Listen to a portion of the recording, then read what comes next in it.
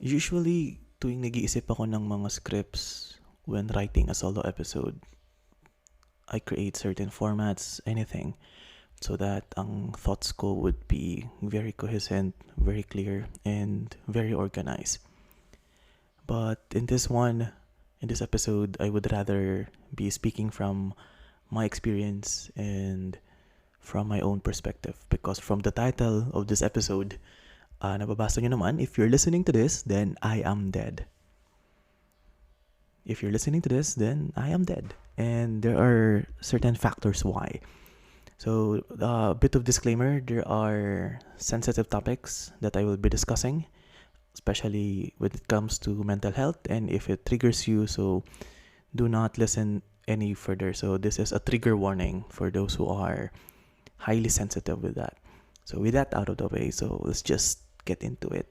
So, bakit ko nga ba nasasabi na if you're listening to this, then I must be dead? Because, personally, I've been battling my own sense of depression, as well as I think I was at that point na kung saan I actually made a video na ang title is the same as this episode, na if you're watching this, then I am probably dead. But it is in a literal sense, na kung saan it's kind of a suicide video, na kung saan I was sure that I would be taking my own life because of things that I cannot explain. That's the most frustrating part when I was battling my depression a few years ago, because I cannot concretely explain bakit ko yung nararamdaman and why do I have the urge to do it. And I cannot open it up with my friends, with my parents, because I believe that parang ayoko nang dumagdag sa ganung dagdag na isipin or parang problema. Madami na ngang problema sa buhay, so why would my sense of depression would add to them? Diba?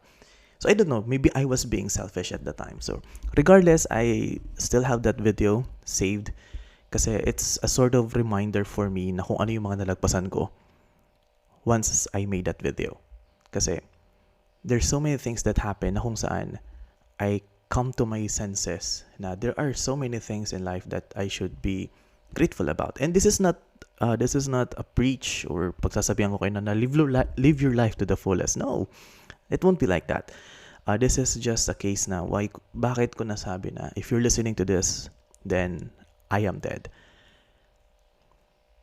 Kasi I talagang tinignan ko siya na this episode will be released on my birthday as well. So parang it's a sort of a rebirth on my end na an old me was dead and a new me was born.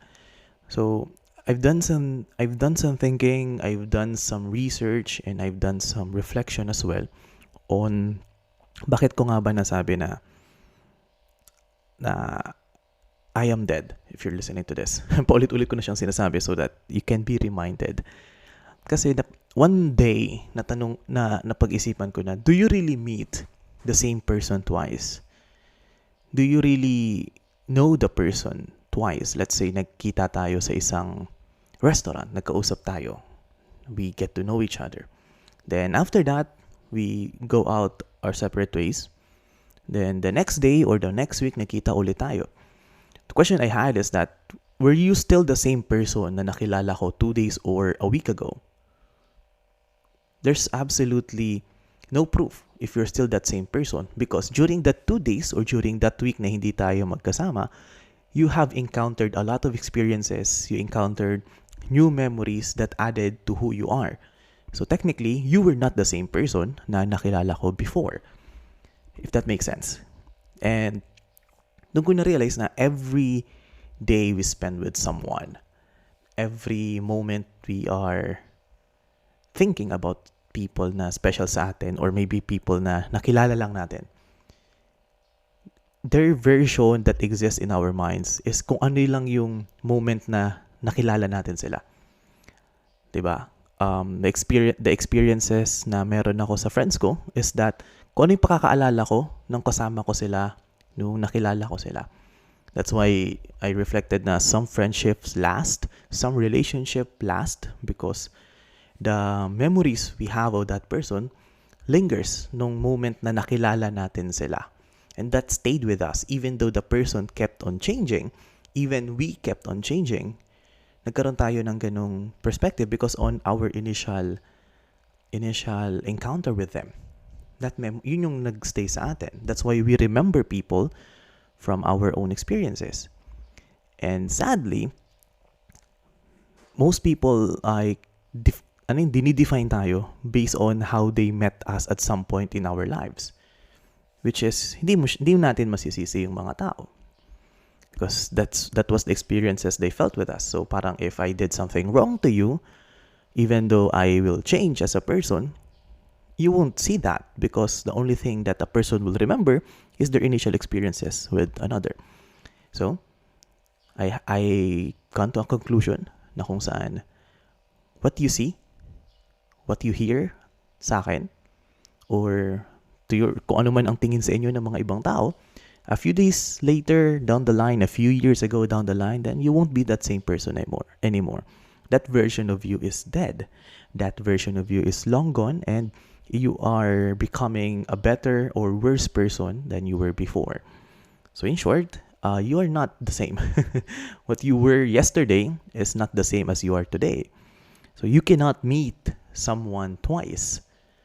And bakit ko yun napagtanto? Ayun nga, going back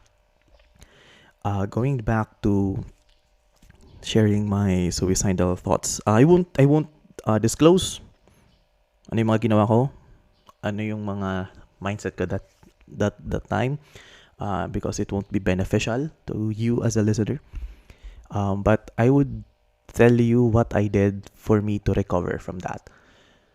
One of the best things na ginawa ko up until now, that's why parang naka-recover ako ng konti, is that I became comfortable in my own silence. Kasi during those times, when I am alone, I am bothered. I am bothered with different kinds of thoughts, different kinds of feelings, different kinds of mindset na tumatakbo sa utak ko na, hala, what if I'm not enough? What if ganito? What if wala na ako mapuntahan sa buhay? Hanggang ganito nga lang ba yung potential ko? Kahit mag-isa ako, I feel that my mind was so noisy from all the self-doubt, from all the hesitations that I feel in life. But one day, I just said, fuck it. Let's just embrace the silence muna. I immersed myself in complete silence from my thoughts. I questioned kung bakit yun yung mga nararamdaman ko sa sarili ko. Then eventually, those voices drowned out. It wasn't easy, I tell you. I battled it for so many months, actually years. But the moment that started me na mas na-appreciate ko yung how I think was you immerse yourself in complete silence. Because in complete silence, you meditate. You become one with your thoughts. Hindi mo dinideny if may mga pagkakamali din sa mga nagawa mo. Hindi mo dinideny if you made bad actions or bad decisions, especially bad mindsets din. Because you come to accept those bitter things. Those were not easy to absorb. Because sometimes, yun nga, as a person, we tend to protect. Kung ano yung meron tayo, we protect ourselves, we protect our mindset, we protect our emotions. But in that level of silence, we kind of embrace everything about us, the good and the bad. So, yun, that was the best method na nagawa ko in recovering from those kinds of mindset. And up until now, I've been doing it. And of course, the best way to add to silence is that you add prayer. Maybe a prayer it really varies from your faith, or maybe even if you do not believe in a God, just pray. You pray in a means that just imagine yourself talking to someone that is higher than you, talking to someone that you know that is 100% better than you. You will feel this level of humility na kung saan not everything is about you. Not everything is about your mindset. Not everything is about your feelings. Sometimes, you just have to accept that some realities in life nangyayari dahil din sa kagagawa natin. Sometimes we find that hard to believe. I don't know why. And habang tumatagal, I decided to do some research. And sakto dito sa episode na ito, I've come across a concept. I think nalaman ko na ito nung college, but I will just share it to you. The concept of the ego death. Ego death, basically daw, is that you lose this TLDR or short version. Ego death is, according sa mga psychologists, according sa mga philosophies, is that this is an experience which you lose your sense of self-cultivating by a deep sense of awareness. Yung tipong nawawala nawawala kung ano yung mga tingin-tingin mo sa sarili mo because you became so hyper-aware na kung saan feel mo nagiging isa ka na with the universe. I know it's cringe. Nagki-cringe ako while saying this, but ego death allows someone daw to be one with the universe. Usually, this one is experienced by yung enlightenment, ika nga, from Buddhism, example din sa Buddhism, and there are also versions of the ego death from a Christian perspective. Pero syempre, for the benefit of the listeners, iaano ko din kung ano yung mga iba't ibang causes ng ego death. There are 3 known causes of ego death. Number 1 is the near-death experience. Na if a person daw is alam nilang mamamatay sila, they form a sense of clarity. There's a sense of, alam mo yun, parang a sense ng peace within themselves. Best example ko nito is that in 2018, there was a nuclear missile alert sa Hawaii, and most people panicked doon sa Hawaii. And it was expected, sana daw magkakaroon ng mga panic, magkakaroon ng mga riots, pero most people the moment they accepted that they will die sooner or later after nung na-receive nila yung nuclear alert na yun, they started feeling grateful for what they have. They appreciated their family more. They appreciated kung anong narating nila sa buhay. They appreciated kung ano yung meron sila that time. Nawala yung sense of self nila na kung saan yung iniisip mo lang kung ano yung gusto mong isipin sa sarili mo. You tend to be grateful with the universe na kinabibilangan mo. So that's the first one, the near-death experience. The second one is a bit funny. Ego death daw can be achieved then by psychedelic substances. So if you're high, sabog ka sa droga, if you are in this peaceful bliss because of LSDs, because of drugs, psychedelics, mushrooms, ika nga, nakaka-trigger doon daw kasi you don't have a sense of self during that time. Lutang ka, you feel at peace, you feel calm because you're not thinking of yourself. Kasi basically, ego death is the death of your ego. Ego is how you see yourself. If that dies, you found peace, which is very ironic na kung saan we live in this world na kung saan our self is important. You take care of yourself. Your feelings are valid. Ano pa ba yun? So long as you are happy. Yung may mga ganun tayong mindset lately. But the more we think about that, the more we think more about ourselves, the less happier we become. And that's what I realized as I grow as a person, especially this past few months. Okay, I've gone on a tangent. So the last one is that one of the causes daw for ego death as well is spiritual practice. Spiritual practice, this is yung sinabi ko kanina sa Buddhism, sa faith naman, these are yung sa being one with God. yung accepting God as someone bigger than you daw. So that can form a sense of ego death because again, you lose sense of yourself because you see that other things, other people, other beings are bigger and more important than you. So upon reflecting nung the moment I decided na it's not worth it mag-suicide ako.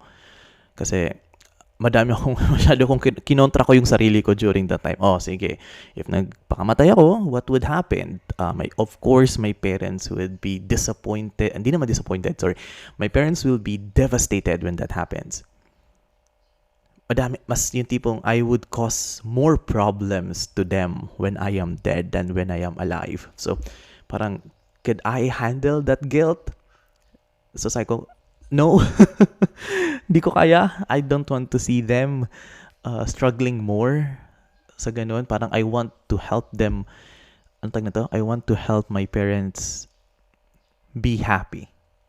If that makes sense. I want them to see the life that they deserve with me. And as a son, doing the things that I want to do with them as I grow older as well. So parang having that mindset, nung inalis ko na yung sarili ko in that equation, mas gumanda ang aking pagtingin, especially to my parents. Tapos another one is that what would happen to my work? I love my work as a teacher. I love my teaching career, yung tipong if I do this, what example would I be setting with the students? Yung tipong I've been teaching na you should be open about your feelings, but here I am killing myself. So parang it's a bit contradictory and hypocritical. So again, the moment I shifted focus away from myself, the way I saw clarity, naging clear kung ano nga ba talaga ang gusto ko. And another one is that I shifted din na kasi sabi ko naman ng time na yun, imposible naman na you shift the focus away from yourself, but at the same time, how would you care for yourself kung hindi mo naman iisipin yung sarili mo? So, ang naisip ko that time is that I think for myself, I think of myself as well, so that I can become better for others. And having that kind of mindset, again, nawala yung sense ko ng ego, nawala yung pagiging makasarili ko, nawala yung pagiging nawala yung pagiging self-centered ko, ika nga. And as it goes on, so parang na-realize ko na there are stages that I have went through in order to experience that. And I was shocked na even in ego death, nung nababasa ko siya, may stages din siya. Kasi usually daw, ang first stage ng ego death is that nagkakaroon ka ng dissolution.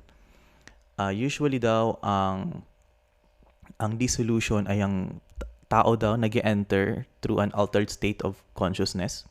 Either meditation, yun nga, embracing the silence, imagining in different scenarios, tapos parang pulling yourself out of equations so that how it would affect other people or how it affect your surroundings as well.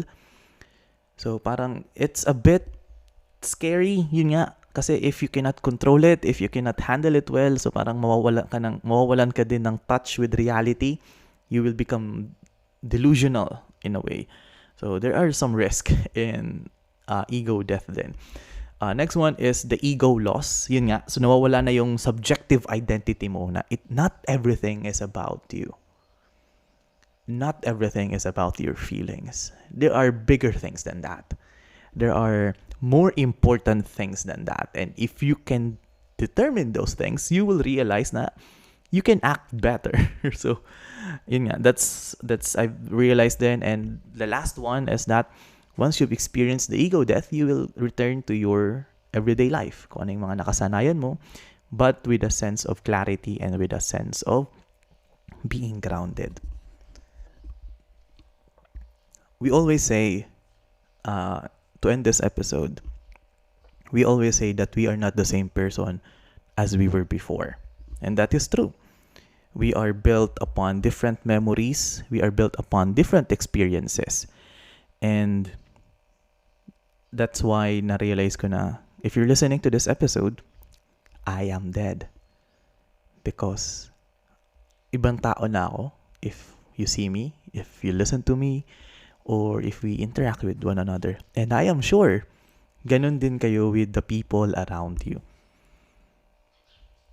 Okay? You are dead the next time they see you. That version of you is already dead. But, there's still buts. Even though the previous version of you is dead, it doesn't mean that it's gone. No. That version of you is dead, but at the same time, its experiences, its memories will be carried upon by your future self. So it will still be preserved. That kind of death is not permanent. That kind of death lingers and adds more value and preservation and quality sa buhay natin. So, yeah, I figured I share this one with you. This is a bit long for a solo episode, but just want to share to you with this. Practice embracing the silence. It helped me, and hopefully it will help you as well. So, this is me, PJ, and I will see you all on the next one. Be safe, take care, and always have fun in life. Bye-bye.